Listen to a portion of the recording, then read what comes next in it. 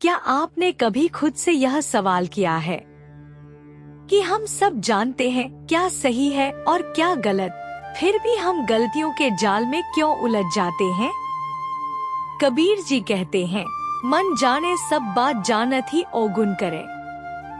यानी हाथ में ज्ञान का जलता हुआ दीपक है, फिर भी इंसान अंधे कुएं में गिर रहा है। आखिर क्यों?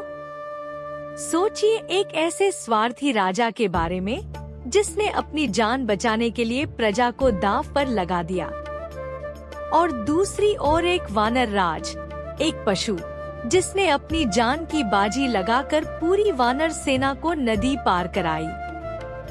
यह ज्ञान, यह विवेक कहाँ से आता है?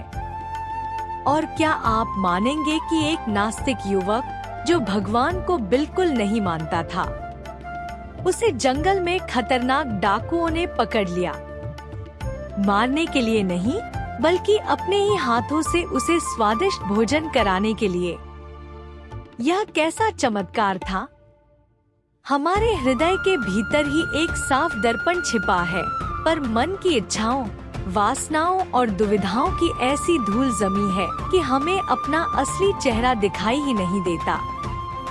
आइए आज मन की इस गहरी दुविधा को तोड़ते हैं।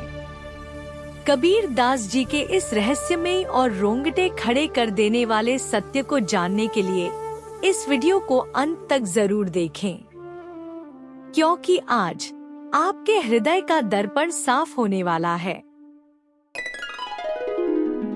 आज का कबीर जी का पहला दोहा है, मन जाने सब बात जानत ही ओगुन करे, काहे की कुसलात कर दीपक कुएं पड़े। Kabir ji says that the mind already knows what is right and what is wrong. Yet, despite this knowledge, mind continues to become entangled in desires, weaknesses, and wrong actions. Such knowledge is useless if it does not guide our actions.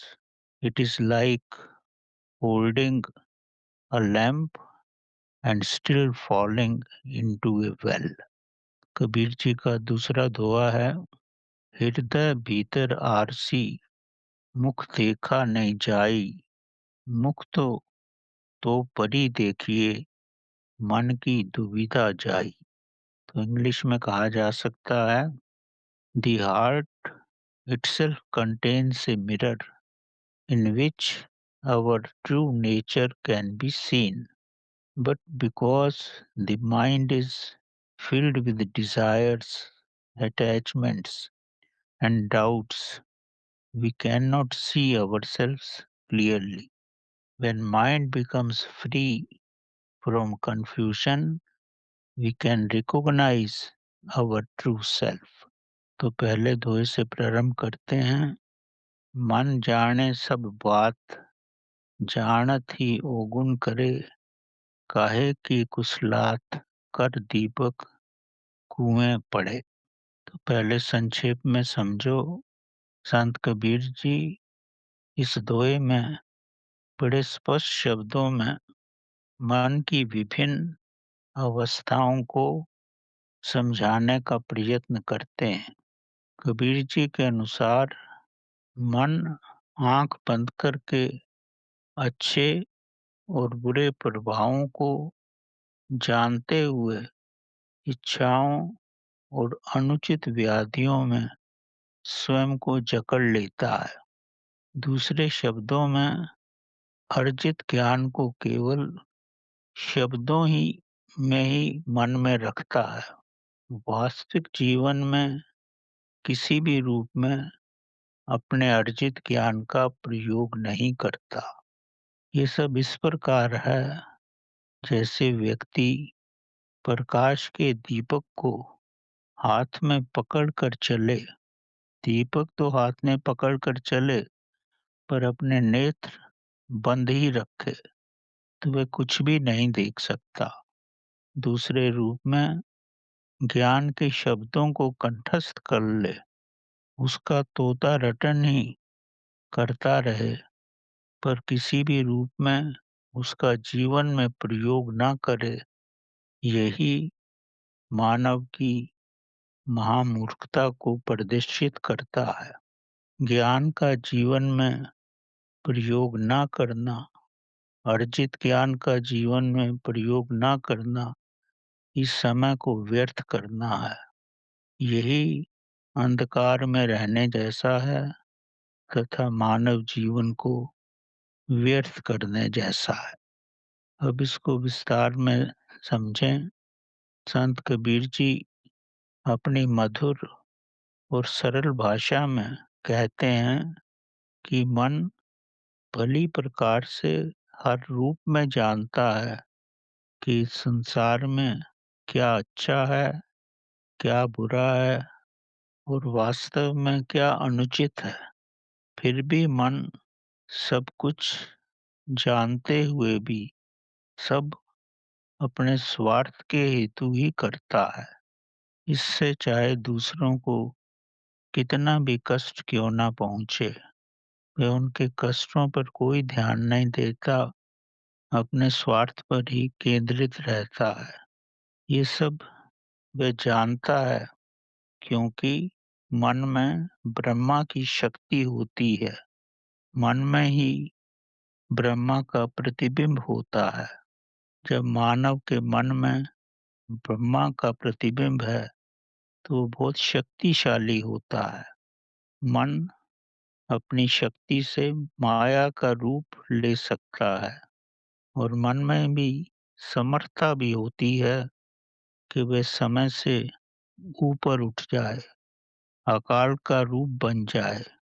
जब वह अकाल का रूप बन जाता है तब उसमें सब दैविक गुण आ जाते हैं, वह प्रभु जैसा ही बन जाता है। तब ये समझो कि मन में अपार क्षमता है। मन माया का रूप भी बनता है और मन अकाल का रूप भी बन सकता है।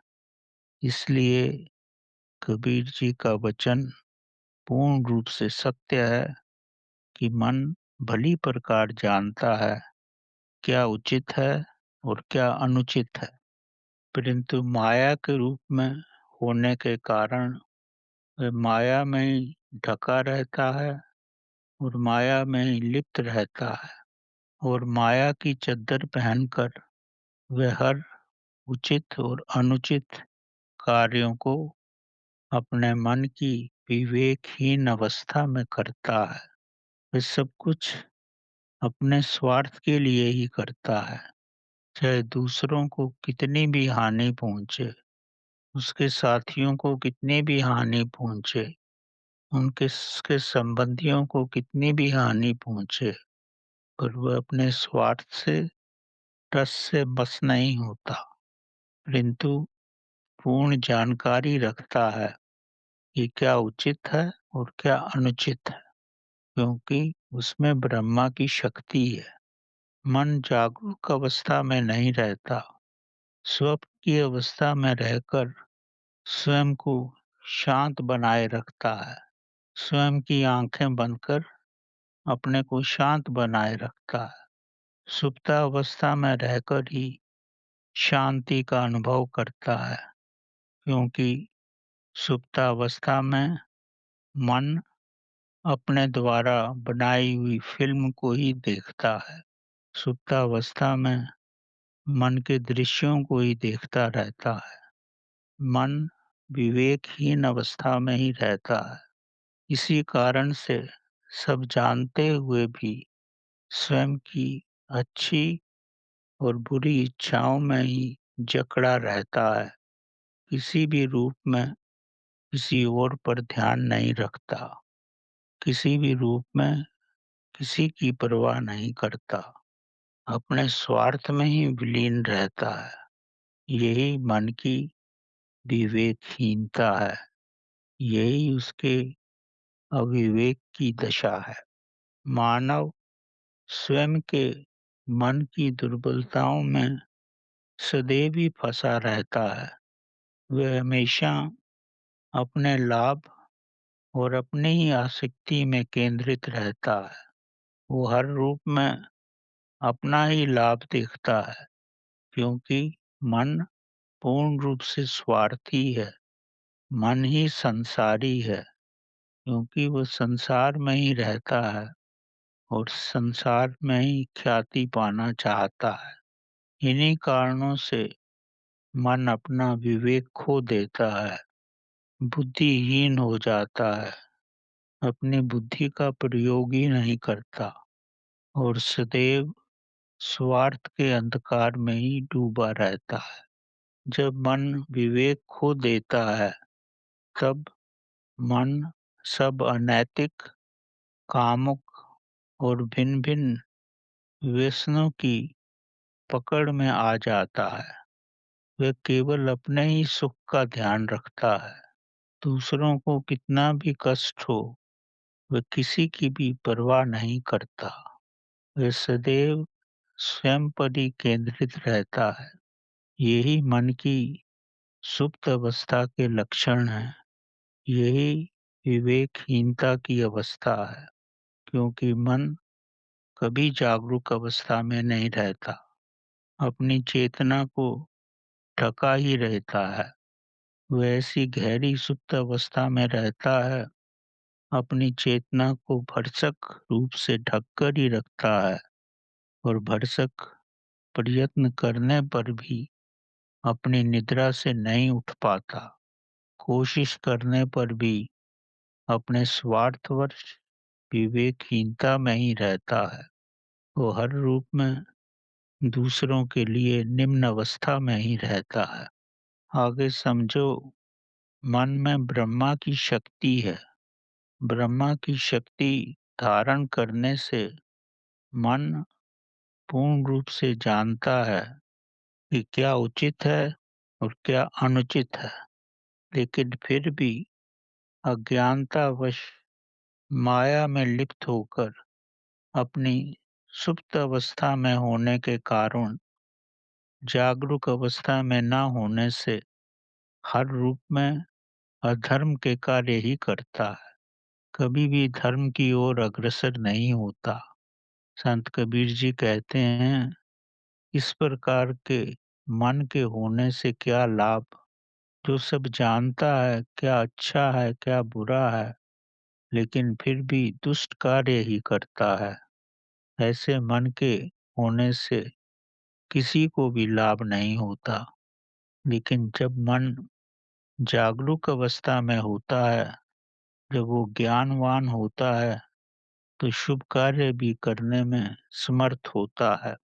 सब गुणों के जानने के बाद अगर व्यक्ति अवगुणी और दूषित कार्य ही करे, तो उसकी अवस्था ऐसी होती है जैसे कोई हाथ में दीपक का प्रकाश रखे और प्रकाश की ओर ध्यान ही ना दे, स्वयं की आंखें बंद करके ही रखे। जब वो स्वयं की आंखें बंद करके रखेगा, प्रकाश की ओर ध्यान ही नहीं देगा, ज्ञान को स्वयं से अलग ही रखेगा, तो स्वाभाविक है वो अंधे कुएं में ही गिर पड़ेगा। तब आप स्वयं ही सोच सकते हो, उसके हाथ में प्रकाश होने का क्या लाभ? उसके हाथ में अगर दीपक भी है, तो उससे क्या लाभ? उसने तो आंखें बंद ही कर रखी, अज्ञानता में ही तो रहता है। ऐसा व्यक्ति ज्ञान अपने मन में ही रखता है, अपनी स्मृति में ही ज्ञान रखता है, जीवन में ज्ञान का कभी प्रयोग नहीं करता। उसका जितना भी ज्ञान होता है, दूसरों को सुनाने के लिए होता है। वो अपने ज्ञान का तोता रटन ही करता रहता है। ज्ञान का जीवन में प्रयोग बिल्कुल भी नहीं करता। प्रयोग तो जीवन में उसका शून्य मात्र ही होता है। प्रभु ने उसे आंखें दी भी हैं, पर आंखें सदैव बंद ही रखता है। आंख खोल के चलना ही नहीं चाहता, जागरूक अवस्था में रहना ही नहीं चाहता, तो उसका गिरना स्वाभाविक ही है। ऐसा व्यक्ति ही महामूर्ख ही होता है। पूर्ण विवेकहीन ही होता है। उसके ज्ञान का जीवन में कोई लाभ नहीं होता। ज्ञान का लाभ उसी को होता है जो ज्ञान को पहले पहचाने, उसका अध्ययन करे, फिर उसको अच्छी तरह से जाने, उसको समझे और उसके बाद उस पर मनन करे और मनन करने के बाद उसे जीवन में उतारे, तो ही उसके ज्ञान का कोई लाभ है। अन्यथा ज्ञान का कोई मकसद नहीं है। ज्ञान केवल अलमारी में रखने जैसी पुस्तक ही है। ज्ञान को अगर वो जीवन में प्रयोग करेगा, प्रयत्न करेगा स्वयं को बदलने के लिए, स्वयं का जीवन सुधारने के लिए और उचित पथ पर चलेगा और उचित पथ पर चलने से सबकी सहायता करेगा, तभी वह विवेकशील बन सकता है, तभी सब उसका आदर करेंगे। अगर प्रकाश के दीपक को हाथ में रखकर आंख बंद करके चलेगा, तो वह केवल संसार के लिए दिखाने मात्र के लिए ही है कि उसके पास दीपक है, पर उसका उसके जीवन में कोई प्रयोग नहीं है, क्योंकि वह आंख बंद कर ही चलता है, आंख बंद करके ही रहता है और जो भी उसने पढ़ा है उसको कभी भी जीवन में प्रयोग नहीं करता। तब उसको इस प्रकाश का, इस ज्ञान का कोई लाभ नहीं होता। उसका गिरना पूर्ण रूप से निश्चित है, क्योंकि प्रकाश होते हुए भी वह आंख बंद करके ही चलता है। तो प्रश्न ये उठता है, तब ऐसा व्यक्ति क्या करे? क्या करना उसके लिए उचित है? संत कबीर जी स्पष्ट रूप से कहते हैं कि मन में ब्रह्मा की शक्ति है, ये महानतम शक्ति है। मन सब कुछ कर सकता है। ये सब करने के लिए उसको जीवन में जागरूक रहना अति आवश्यक है। अभी वह सदैव सुप्तावस्था में रहकर यांत्रिक रूप में ही सब कार्य करता है, इसीलिए उसे कोई लाभ नहीं होता।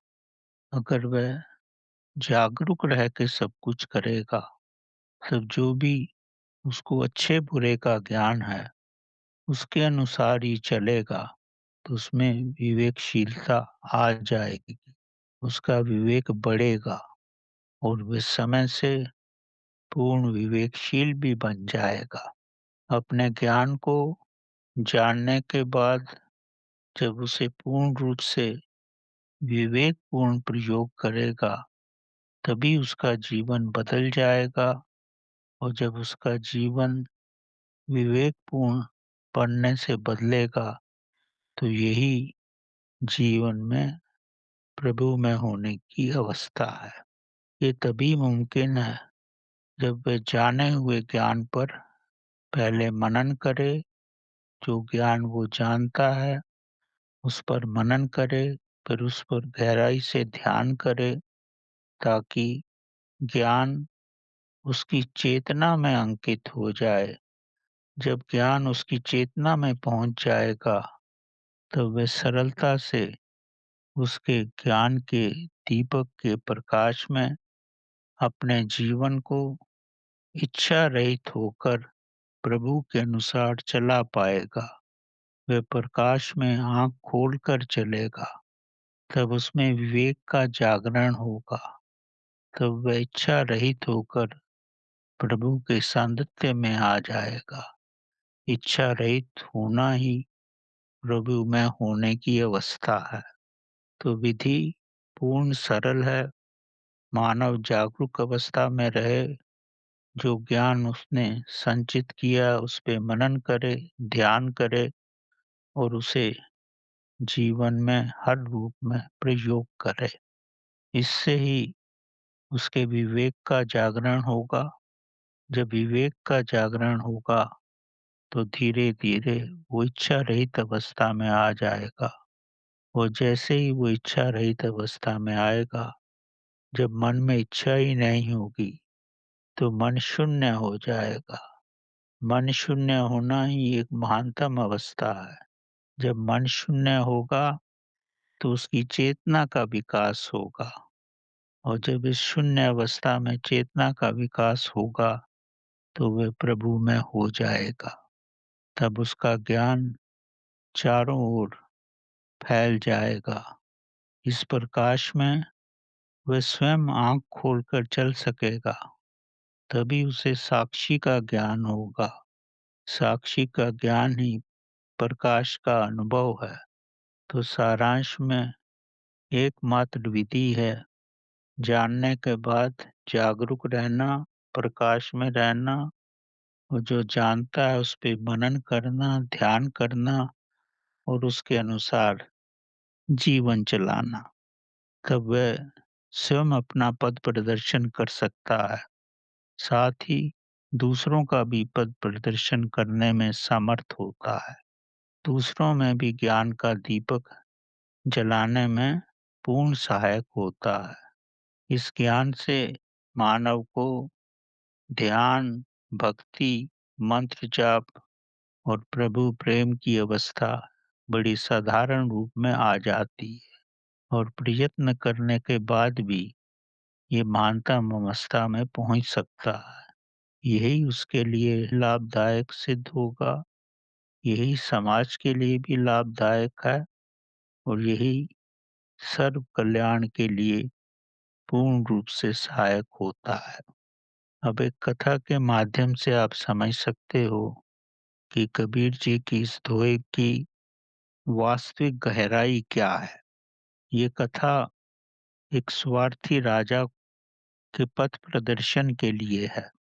ये कथा बंदरों के शक्तिशाली राजा वानर राज और स्वार्थी राजा की है। वानर राज ने अपने जीवन को वानरों की प्रजा को ही समर्पण कर दिया।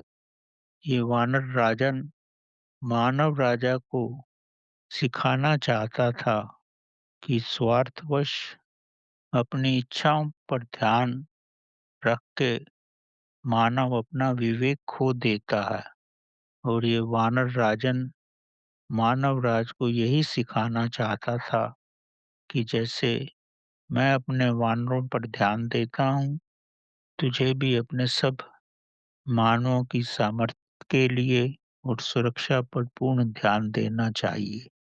इस वानर राजा ने प्रदर्शन कर दिया था कि उसने अपनी जान की परवाह ना करते हुए भी अपने सब वानर समुदाय की किस प्रकार रक्षा की।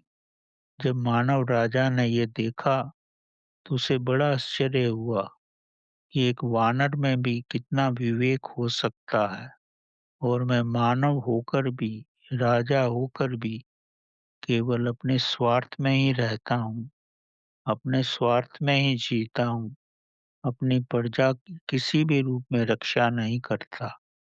तब उसे आभास होता है कि मेरे ज्ञान और वैभव का क्या लाभ जब मैं अपने प्रजा की खुशहाली का बिल्कुल भी ध्यान नहीं देता। तो कथा कहती है कि बंदरों की बड़ी संख्या एक आम के बाग में कुशलता से रहती थी।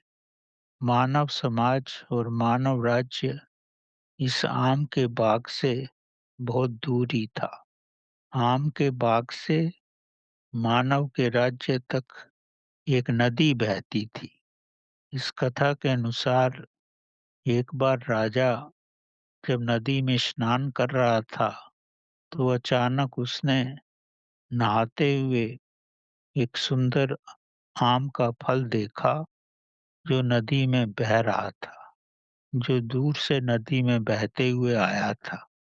नहाते हुए राजा ने इस सुंदर फल को देखा, और इस फल को देखकर राजा ने फल को पकड़ लिया। उसे ये फल देखने में बहुत सुंदर लगा।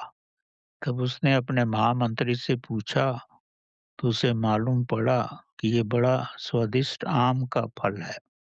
राजा ने मंत्री से फल काटने को कहा, और फल काटने के बाद उसने सेनापति और महामंत्री को फल का एक-एक टुकड़ा खाने को दिया, ताकि वे जान सके ये कोई जहरीला पदार्थ तो नहीं है, क्योंकि खाने के बाद अगर मरेंगे तो सेनापति और मंत्री ही मरेंगे, वो तो सुरक्षित ही रहेगा। जब दोनों ने फल खाया और दोनों को कुछ नहीं हुआ, तब राजा ने स्वयं फल खाया और उसको बड़ा ही स्वादिष्ट लगा। तब उसने अपनी सेना से कहा कि पता लगाओ कि ये फल कहाँ से आया है। आया तो नदी में है, तो उस सूत्र से निकालो कि ये कहाँ से फल आया है। सैनिकों ने नदी का निरीक्षण किया और अंत में उनको मालूम पड़ गया कि ये फल एक आम के बाग से आया है। आम का बहुत बड़ा बाग है। वहाँ बंदर महान संख्या में रहते हैं। जब वानर राज को मालूम पड़ा और उसने आभास कर लिया कि राजा की सेना यहाँ तक पहुँच गई है, अब वह आम के पेड़ों पर अपना कब्जा कर लेगी और सब बंदरों को मार देगी। बंदरों को अगर ना भी मारे तो बंदरों को यहाँ से भगा देगी, ताकि बाग पर उसका कब्जा हो जाए। तब वानर राज ने आम के बाग को छोड़कर पास में एक बांस के जंगल में जाने का निश्चय किया। सब बंदर उसकी इस बात को मान गए। अब बंदरों के लिए नदी पार करना अति कठिन था। जब वानर राज ने ये देखा, ये बंदर तो नदी नहीं का पार कर पाएंगे, पर वानर राज बड़ा शक्तिशाली था। वो नदी के बीच में खड़ा हो गया और उसने सब वानरों को आदेश दिया कि एक-एक कर कर सब वानर उस पे चढ़ें और कूदकर नदी के दूसरे पार चले जाएं। इस तरह धीरे-धीरे सब वानरों ने वानर राज के कंधे पर पैर रखकर कूदकर नदी के दूसरे किनारे पर पहुंच गए। ये सब मानव राजा, मनुष्य का राजा दूर खड़े होकर देख रहा था कि कैसे वानर राज अपनी सारी प्रजा का ध्यान रखते हुए, अपनी जान की परवाह न करते हुए सबको नदी पार करवा रहा है। जब वह नदी पार करवा रहा था, तब एक बंदरों में एक बंदर वानर राज का शत्रु था। जब वह नदी पार करने के लिए वानर राज की पीठ पर बैठा, तो एक नोकीली लकड़ी से उसने वानर राज को जख्मी कर दिया और फिर दूसरी ओर कूद गया। मनुष्यों के राजा ने ये सब देख लिया, क्योंकि वह दूर से देख ही रहा था। तब उसने अपने मानव वैद्य को बुलाया और इस मानव राज का उपचार किया।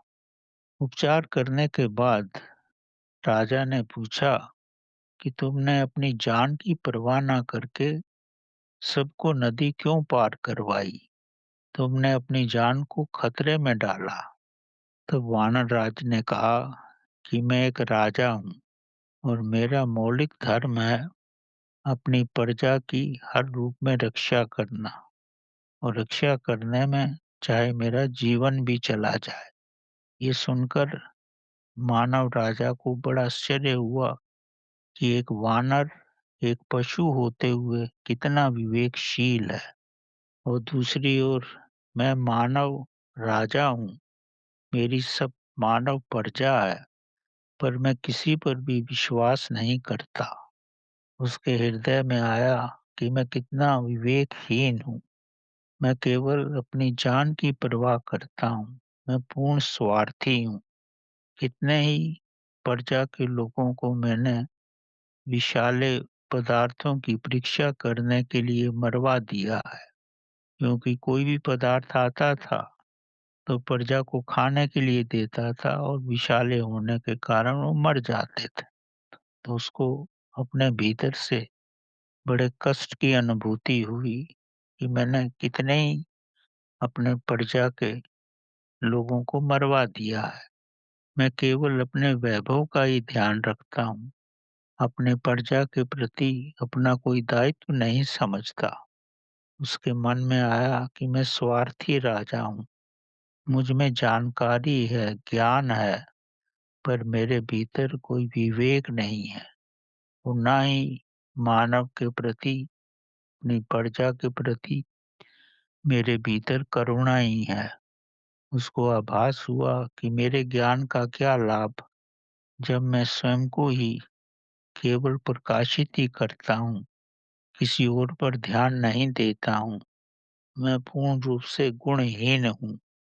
वानर राज अपने निम्न ज्ञान के प्रकाश के, उसको थोड़ा ज्ञान होने पर भी उस थोड़े से ज्ञान से उसने जीवन में उसका उपयोग किया और अपनी सारी वानर सेना को बचाया। ये सब देख के मानवराज के ज्ञान के चक्षु खुल गए। उसको पूर्ण आभास हो गया कि मैं ज्ञान रखते हुए भी अंधा हूँ, अपनी प्रजा की रक्षा नहीं करता, पूर्ण रूप से विवेकहीन हूँ। ये वानर राज ही मेरे से पशु होते हुए कितना महान है। इसीलिए संत कबीर जी कहते हैं कि दीपक के प्रकाश को हाथ में पकड़ने से कोई लाभ नहीं होता, जब तक आंखें ना खुली हों। ज्ञान के अनुसार जीवन यापन करना ही मनुष्य को महान बनाता है और जीवन में व्यक्ति को ज्ञान लाना चाहिए, उसके अनुसार चलना चाहिए और निस्वार्थ बन के ही सबकी सेवा करनी चाहिए। अब हम दूसरे दोहे पर आते हैं। दूसरा दोहा है, हृदय भीतर आरसी, मुख देखा नहीं जाई, मुख तो परिदेखिए, मन की दुविधा जाई। तो कबीर जी बड़े आकर्षक और सरल शब्दों में प्रस्तुत करते हैं कि हृदय में चेतना का निवास होता है। चेतना ही एक पवित्र दर्पण है। ये मन की व्याधियों, इच्छाओं, कुरीतियों और वासनाओं को प्रतिबिंबित करती है। जब मन पवित्र हो जाता है, तब चेतना रूपी दर्पण पर मन का प्रतिबिंब नहीं बनता, यानी प्रकाश पर छवि नहीं बनती, क्योंकि चेतना तो प्रकाश है और जब मन भी प्रकाश की तरह पवित्र हो जाता है, तब उसकी छवि चेतना पर नहीं बनती, तब वह शुद्ध दर्पण ही रहता है। ये दर्पण ही चेतना है, यही आत्मा है और यही मानव का वास्तविक रूप है। पवित्र चेतना का मन के शून्य होने से विकास होता है और ये चेतना जब विकसित हो जाती है, तब ये महाचेतना के संपर्क में आती है। तभी मानव को समाधि का अनुभव होता है। समाधि में मानव को आत्मा का यानी स्वयं का साक्षात्कार हो जाता है। तो विस्तार से समझो। संत कबीर जी अपनी पवित्र वाणी में स्पष्ट करते हैं कि मनुष्य का हृदय प्रभु का रूप होता है।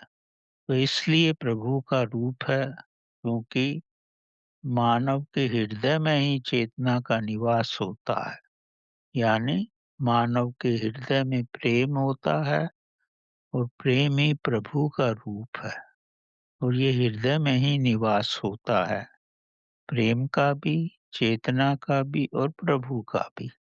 हृदय में ही प्रभु का दर्पण सदैव रहता है, क्योंकि ये चेतना का निवास स्थान है और हृदय ही चेतना का रूप है।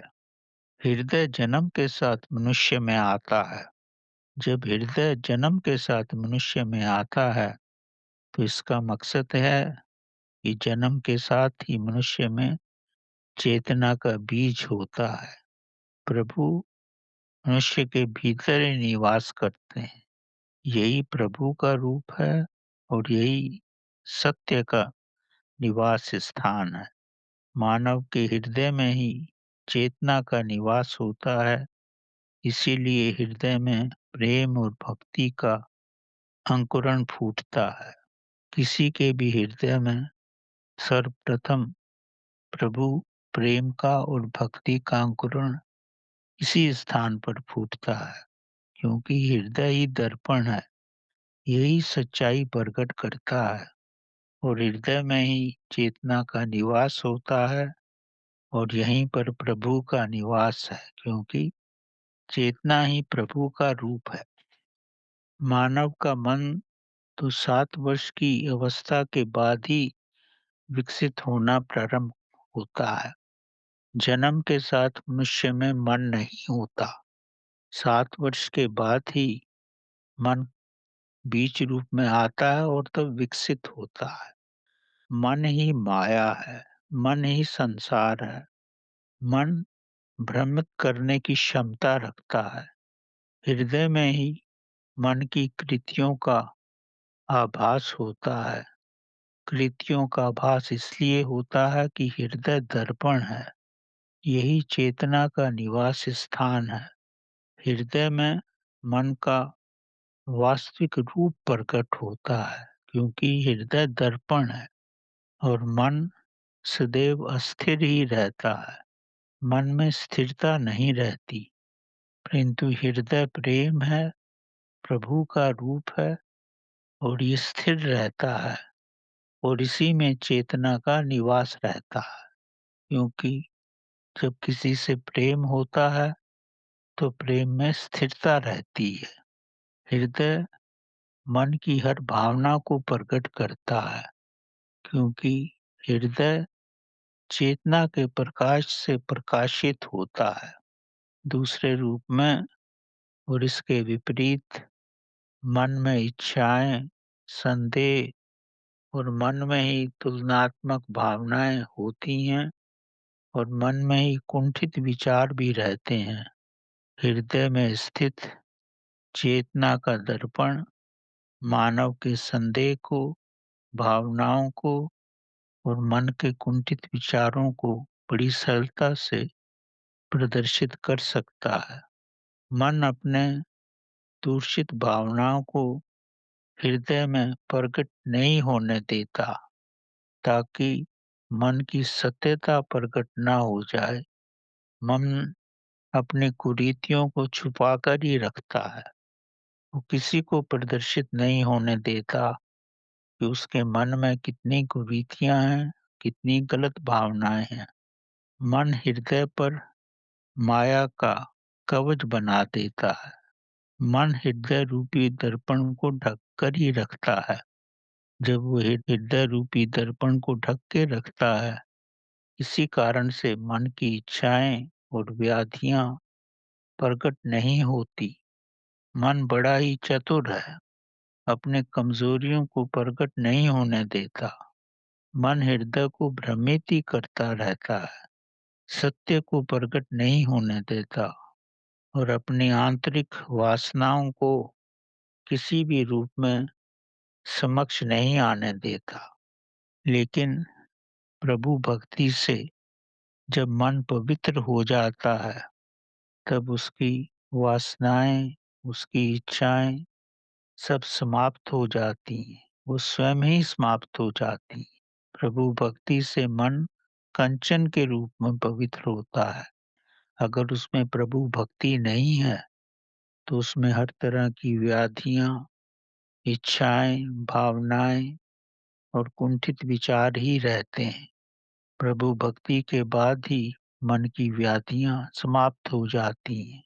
तब हृदय में स्थित आत्मा का रूप प्रकट हो जाता है। हृदय में स्थित चेतना रूपी दर्पण पर मन के पवित्र होने से स्वच्छता आ जाती है, क्योंकि अब मन पवित्र हो गया, हृदय पवित्र है, तब हृदय में ही चेतना यानी आत्मा का जो निवास होता है, वो प्रकाशवान हो जाता है।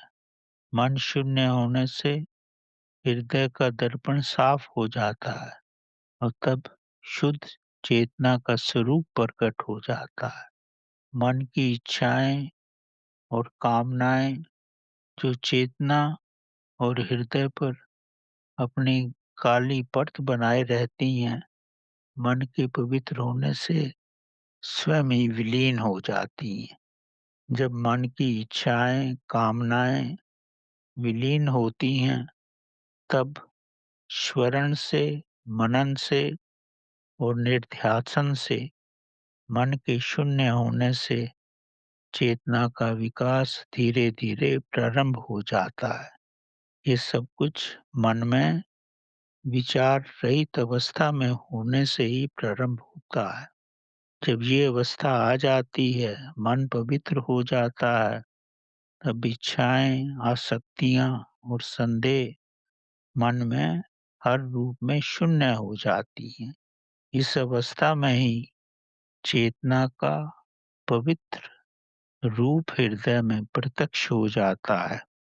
अतः जीवन में ध्यान साधना, मंत्र जाप, श्वासों की साधना अत्यधिक आवश्यकता है। यही पूर्ण रूप से आवश्यक है ताकि मन व्याधियों से मुक्त हो जाए। जब मन व्याधियों से मुक्त हो जाता है, मन शून्य हो जाता है, तो चेतना का प्रकाश चारों ओर फैलने लगता है और चेतना का प्रकाश ही मानव के स्वयं के ज्ञान का एक प्रतिबिंब है। चेतना का विकास मन के शून्य होने से ही फैलता है। ये चेतना जब विकसित हो जाती है, तभी ये ब्रह्म चेतना में मिलती है। जब ये ब्रह्म चेतना में मिल जाती है, यानी जब मानव चेतना ब्रह्म चेतना में मिलती है, तो ही समाधि का अनुभव होता है। इससे मानव के सब कर्म शून्य हो जाते हैं और मानव जीवन मुक्त होकर प्रभु में हो जाता है। यही स्वयं में रहने की महानतम अवस्था है। यानी जब मानव अपनी आत्मा के साथ रहता है, अपनी चेतना के साथ रहता है, तो वो स्वयं के साथ रहता है और इसी से उसका विकास होता है। अब एक कथा से माध्यम से समझा जा सकता है कि प्रभु का नाम ही मन को पवित्र बना देता है। प्रभु का नाम स्मरण मात्र से ही जब मन वासनाओं से रहित होकर पवित्र हो जाता है, तब चेतना की शक्ति उसके सब भौतिक कार्य स्वयं ही कर देती है। यहाँ तक कि प्रभु के नाम के स्मरण से उसको स्वादिष्ट भोजन भी करवा देती है। यही प्रभु के नाम की महत्ता है। व्यक्ति को नास्तिक से आस्तिक बना देती है और प्रभु के प्रति उसके विश्वास की जड़ें बड़ी गहनतम गहराई में चली जाती। तो कथा इस प्रकार है कि एक नवयुवक के घर के पास एक प्रभु भक्त का निवास था। प्रभु भक्त सदैव प्रभु के नाम का ही स्मरण करता, प्रभु के भजन और प्रभु भक्ति के गीतों की धुन में आकर प्रभु में विलय ही हो जाता था। यानी उसके हृदय में प्रभु भक्ति, प्रभु प्रेम इतनी गहराई में समाया हुआ था कि वो गीतों की धुन में आकर प्रभु में विलय ही हो जाता था। उसको संसार से विरक्ति ही हो गई थी। एक प्रकार से संसार से वैराग्य ही हो गया था। उसको धन कमाने में ही कोई रुचि नहीं थी। उसने सब कुछ प्रभु पर ही छोड़ दिया था। पर वह हर रूप से, हर प्रकार से स्वयं को संतुष्टि समझता था और उसने कभी ये अनुभव नहीं किया था कि नवयुवक जो उसके पड़ोस में रहता था, वो किस प्रकार की असुविधा का अनुभव कर रहा है। नवयुवक जब पड़ोसी के नाम स्मरण से और उसके भक्ति गीत से बहुत परेशान हो गया, क्योंकि वो एक रूप में नास्तिक ही था। तब एक दिन नवयुवक ने अपनी अशांति का कारण इस प्रभु भक्त को बताया कि तुम्हारे नाम जप से और भक्ति संगीत से मैं अपने घर में कुछ भी कार्य नहीं कर पाता और न ही मैं रात में सो ही पाता हूँ। मैं बहुत बेचैन हो गया हूँ। तब प्रभु भक्त ने कहा कि प्रभु हर रूप में सबको किसी न किसी विधि से भोजन देते हैं, सबकी सहायता करते हैं। हर रूप में प्रभु ध्यान रखते हैं, सबकी रक्षा करते हैं। इतना सब कहने पर भी नवयुवक ने कुछ भी नहीं समझा, क्योंकि वो किसी न किसी रूप में नास्तिक ही था। उसे प्रभु पर कोई विश्वास नहीं था। उसे प्रभु भक्ति पर कोई श्रद्धा नहीं थी। तब नवयुवक ने रुष्ट होकर कहा, अगर मैं तुम्हारी तरह एक दिन प्रभु का नाम लेता रहूं और खाना ना बनाऊं, तो मेरा भोजन कहाँ से आ जाएगा? जब मेरा भोजन कहीं से आएगा ही नहीं, तो मैं भोजन कैसे करूंगा? क्या तुम्हारा प्रभु मुझे भोजन करवाएगा या मुझे भोजन के लिए बाधित करेगा? तब प्रभु भक्त ने कहा, प्रभु तुझे भोजन भी करवाएगा और तुझे बाधित भी करेगा। वो अवश्य करेगा, अगर तुम प्रेम और श्रद्धा से प्रभु का नाम जपोगे।